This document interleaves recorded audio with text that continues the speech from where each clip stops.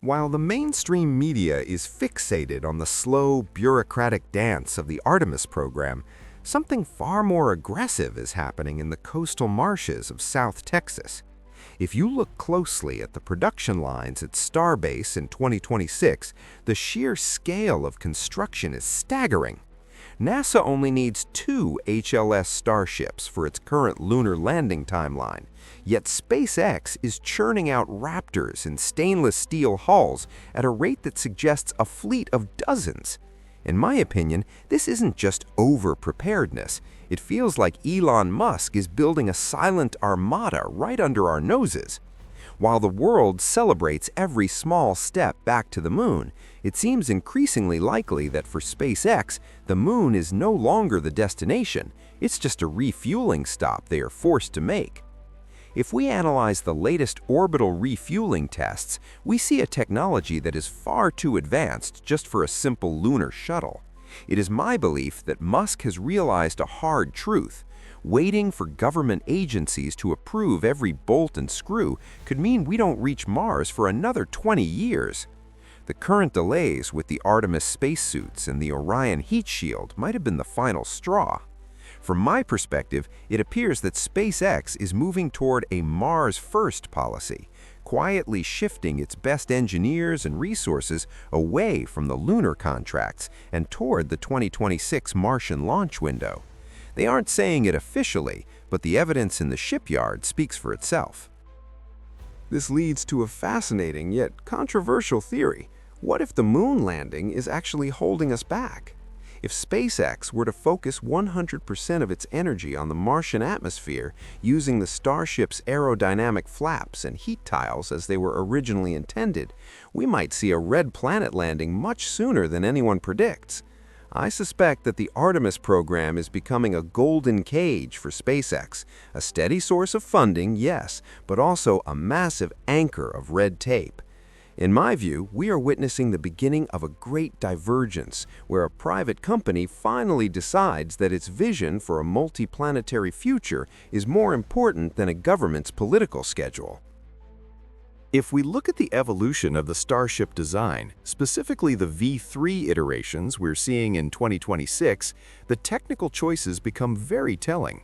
The moon has no atmosphere, meaning a landing craft there doesn't need aerodynamic flaps or a heavy heat shield. It just needs reliable thrusters. However, SpaceX continues to refine the massive steel belly flop maneuver and the intricate ceramic heat tiles. In my opinion, this is a clear indication that the primary engineering goal has always been Mars.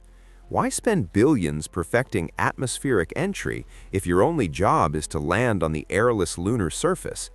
It seems to me that the lunar version of Starship is almost an afterthought, a modified version of a vehicle that was born to scream through the thin Martian air at hypersonic speeds. Furthermore, the sheer internal volume of the latest Starship prototypes suggests a mission profile that far exceeds what's needed for a quick trip to the moon.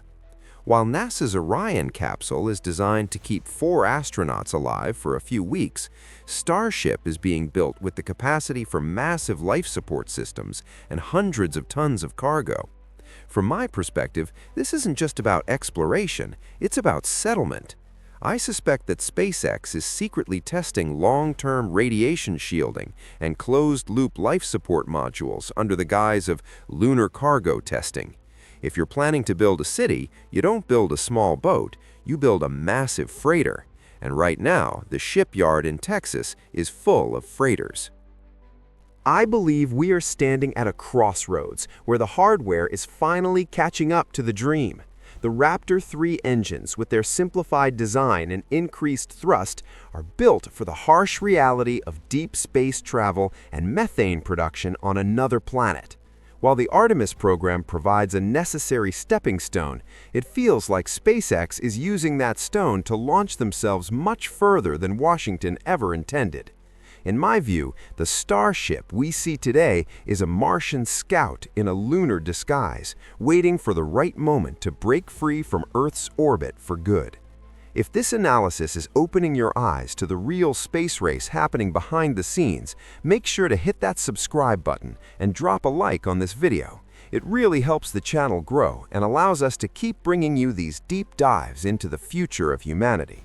Now let's look at the 2026 launch window and why it might be the most important date in modern history. The clock is ticking toward a rare celestial alignment that happens only once every 26 months, the Martian launch window. By late 2026, the orbits of Earth and Mars will be perfectly positioned for a high-speed transit. This isn't just a deadline in a calendar, it's a physical reality that dictates the pace of the entire space race. In my opinion, this window represents the ultimate now or never moment for Elon Musk. If SpaceX is ever going to prove that they can operate independently of NASA's shifting timelines, this is the year they have to do it. From my perspective, the frantic activity we see at Starbase isn't just for show. It's a desperate race to get at least 5 uncrewed starships ready to leave Earth's orbit before that window slams shut for another 2 years.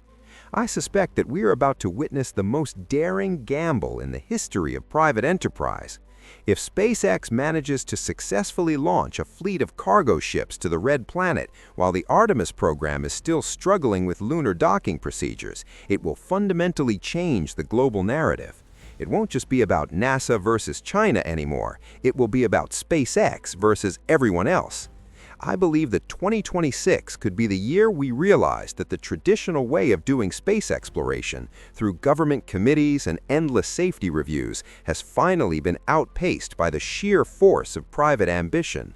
Whether they land safely or leave 5 new craters on the Martian surface, the attempt alone will mark the end of the old space age and the violent birth of the new one. As we look toward the horizon of 2029 and beyond, we have to ask ourselves a question that sounds like science fiction but is rapidly becoming a legal reality. Who will own Mars? If SpaceX establishes a permanent presence on the Red Planet before any national government, the traditional laws of Earth might simply cease to apply. In my opinion, we are moving toward a future where Mars isn't just another colony, but the first truly corporate-founded civilization. I suspect that the Starlink of the future won't just be for internet, but will be the very backbone of a Martian government that answers to no one on Earth. From my perspective, the race we are watching today is for much more than just scientific data. It's for the right to define the next chapter of human evolution. Ultimately, whether you believe Elon Musk is a visionary savior or a reckless billionaire, the reality of the Starship fleet is undeniable. The stainless steel towers rising in Texas are the physical manifestation of a dream that refused to wait for permission. I believe that when the history books are written 100 years from now, the Moon will be seen as the last gasp of the old world, while Mars will be remembered as the birthplace of the new one. The path to the stars is being paved with bold risks and uncertain outcomes, but one thing is certain: the era of playing it safe is over. We are going to Mars, and for better or worse, there is no turning back.